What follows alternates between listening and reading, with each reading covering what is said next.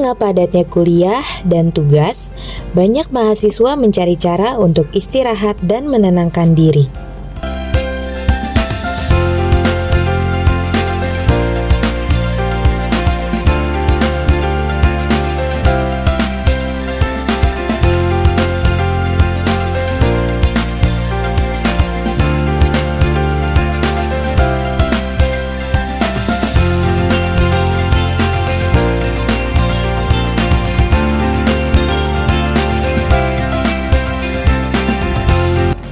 TikTok jadi salah satu tempat yang paling sering dikunjungi. Konten tentang healing, self-love, burnout, dan kesehatan mental pun terus bermunculan. Bagi sebagian mahasiswa, konten ini memberikan motivasi dan bagi yang lain muncul pertanyaan, apakah ini benar-benar membantu atau hanya pelarian sementara?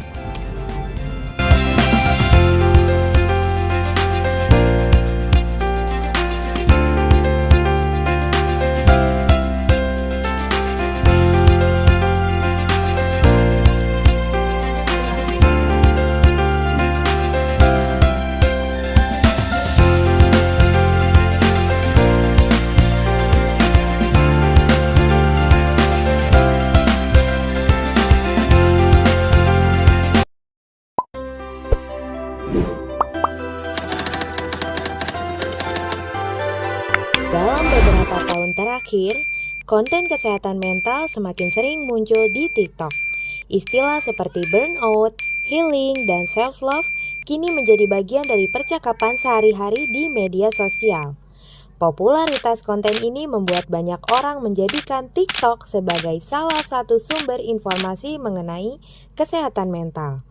Namun, muncul pertanyaan, apakah konten tersebut benar-benar membantu atau justru menjadi bentuk pelarian dari sebuah masalah? Baik, saat ini saya sedang bersama mahasiswa pengguna TikTok. Boleh langsung perkenalkan diri? Saya Naila Fitriani Hafiz dari Prodi Informatika dengan semester 2. Dari mana pertama kali kakak mendengar atau mendapatkan informasi mengenai kesehatan mental seperti burnout, healing, atau self-love? Saya pertama kali mendengar kata burnout, healing, atau self-love terutama dari media sosial sih, tapi dari TikTok. Oke. Lalu bagaimana pengalaman kakak saat menemukan konten kesehatan mental di TikTok dan jenis konten seperti apa yang paling menarik perhatian kakak?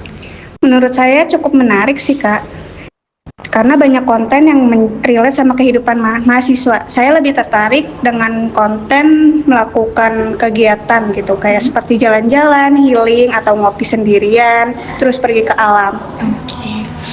Apakah konten-konten tersebut membantu kakak memahami atau mengatasi masalah yang sedang dialami, lalu mengapa? Iya, itu karena ketika saya capek dengan masalah kuliah gitu, itu tuh saya lupa sama diri sendiri, menjaga kesehatan mental, kayak stres berlebihan. Jadi itu konten-konten tersebut bikin saya jadi lebih sadar bahwa menjaga kesehatan mental itu cukup penting sih Kak. Oke. Pernahkah kakak menerapkan saran atau tips kesehatan mental yang kakak temukan di TikTok dalam kehidupan sehari-hari? Pernah, sekaligus sering sih Kak.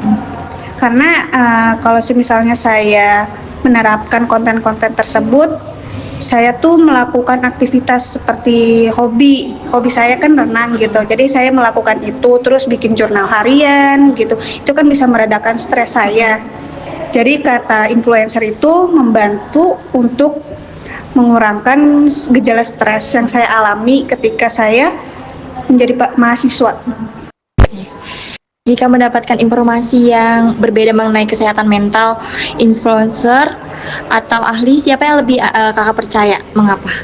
Kalau soal informasi kesehatan mental, saya tetap lebih percaya kepada ahli seperti psikolog, karena influencer itu hanya memberikan gambaran atau pengalaman aja sih Kak. Jadi kalau misalkan ke tahap masalah yang lebih serius, saya tetap milih ke psikolog. Oke, baik, terima kasih.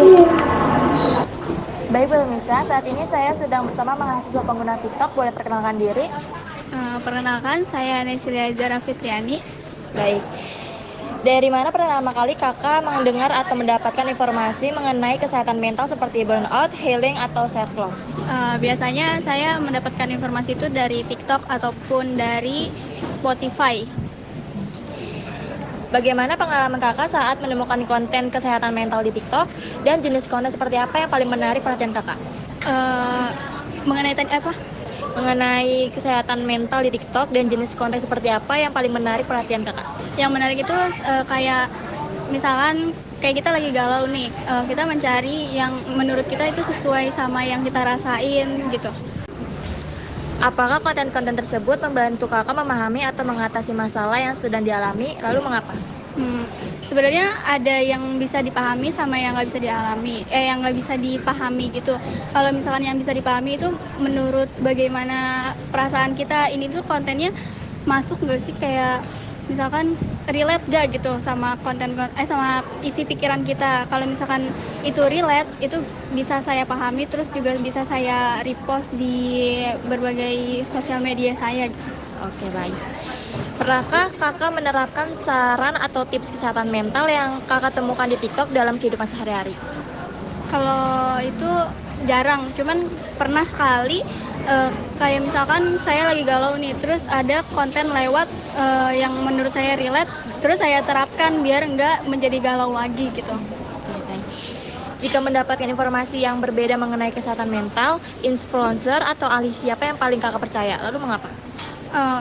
Sebenarnya nggak banyak sih, ada beberapa gitu, seperti kayak Hello Bagas, dia kan setiap malam itu suka kayak upload konten-konten yang membuat healing gitu ya sebelum tidur. Itu sih, itu aja. Baik, terima kasih. Baik, Barmisa, saat ini saya sedang bersama mahasiswa pengguna TikTok. Boleh perkenalkan diri? Baik, perkenalkan, nama saya Anastasia Regina Astari. Oke. Dari mana pertama kali kakak mendengar atau mendapatkan informasi mengenai kesehatan mental seperti burnout, healing, atau self-love? Baik, kalau untuk itu awalnya juga saya sering lihat di konten FYP TikTok ya. Itu tuh dari situ banyak kreator yang membahas tentang gimana sih pembahasan burnout, healing, dan self-love dengan bahasa tuh yang sederhana. Selain itu juga TikTok juga pernah melihat tentang pembahasannya yang kayak tentang kesehatan mental dari Instagram dan sesekali juga dari dosen ataupun teman yang berdiskusi. Terus bagaimana pengalaman kakak saat menemukan konten kesehatan mental di TikTok? Dan jenis konten seperti apa yang paling menarik perhatian kakak? Menurut saya kontennya juga cukup menarik ya, karena disampaikan lewat video singkat. Jadi itu lebih mudah dipahami. Biasanya yang menarik perhatian itu kayak konten membahas pengalaman pribadi, ciri-ciri dari burnout, cara mengelola stres, dan tips menjaga kesehatan mental yang dikemas dengan visual dan penjelasan yang ringan. Apakah konten-konten tersebut membantu kakak memahami atau mengatasi masalah yang sedang dialami, lalu mengapa? Ya, cukup membantu banget, dan setidaknya juga saya jadi lebih paham ya bahwa apa yang saya rasakan itu wajar dan ada cara untuk mengatasinya. Konten-konten tersebut juga membuat saya tuh jadi lebih sadar ya pentingnya menjaga kesehatan mental. Tapi saya juga tetap tidak langsung percaya ya buat semuanya itu, dan biasanya juga mencari informasi tambahan juga dari sumber lain. Oke. Pernahkah kakak menerapkan saran nih atau tips kesehatan mental yang ditemukan di TikTok dalam kehidupan sehari-hari? Pernah. Dari yang saya lihat di TikTok, banyak tuh yang nyaranin tuh buat meluangkan waktu buat diri sendiri kalau lagi merasa capek ataupun stres. Jadi kalau saya lagi jenuh karena tugas kuliah, biasanya saya memilih keluar rumah, kayak jalan-jalan sendiri atau jalan sebentar, ngopi, atau cuma kayak sekedar naik motor buat jalan-jalan muter-muter gitu buat tanpa tujuan yang jelas gitu ya. Oke. Nah, kadang juga saya pernah tuh ngurangi main media sosial dan mendengarkan musik. Menurut saya sih itu lumayan membantu ya buat ngurangin rasa penat dan juga tidak langsung biar jadi tidak menyelesaikan walaupun itu nggak langsung menyelesaikan masalah. Oke. Selanjutnya, jika mendapatkan informasi yang berbeda mengenai kesehatan mental, influencer atau ahli siapa yang lebih kakak percaya nih? Lalu mengapa?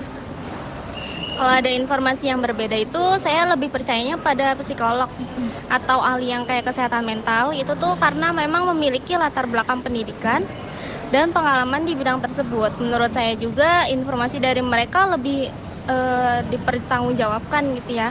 Influencer bisa menjadi media edukasi awal, tapi saya tetap memilih untuk memverifikasi informasi melalui akun psikolog, artikel ilmiah atau kayak sumber resmi lainnya gitu. Sudah cukup? Cukup? Oke, terima kasih. Berdasarkan hasil wawancara, sebagian besar mahasiswa mengenal istilah burnout, healing, dan juga self-love melalui TikTok. Dan konten kesehatan mental dinilai menarik karena mudah dipahami dan seringkali sesuai dengan pengalaman yang mereka alami. Mahasiswa juga mengaku konten tersebut membantu untuk memahami kondisi yang sedang dirasakan, dan beberapa diantaranya juga menerapkan tips yang ditemukan di TikTok seperti jalan-jalan, ngopi, mendengarkan musik, atau meluangkan waktu untuk diri sendiri saat merasa jenuh. Meski demikian, mereka tidak langsung mempercayai semua informasi yang ada di media sosial. Untuk informasi yang lebih serius, mahasiswa tetap lebih mempercayai psikolog atau ahli kesehatan mental karena dinilai lebih akurat dan dapat dipertanggungjawabkan informasinya. Temuan ini dapat dijelaskan melalui teori uses and gratification yang menyatakan bahwa pengguna media secara aktif memilih media untuk memenuhi kebutuhannya.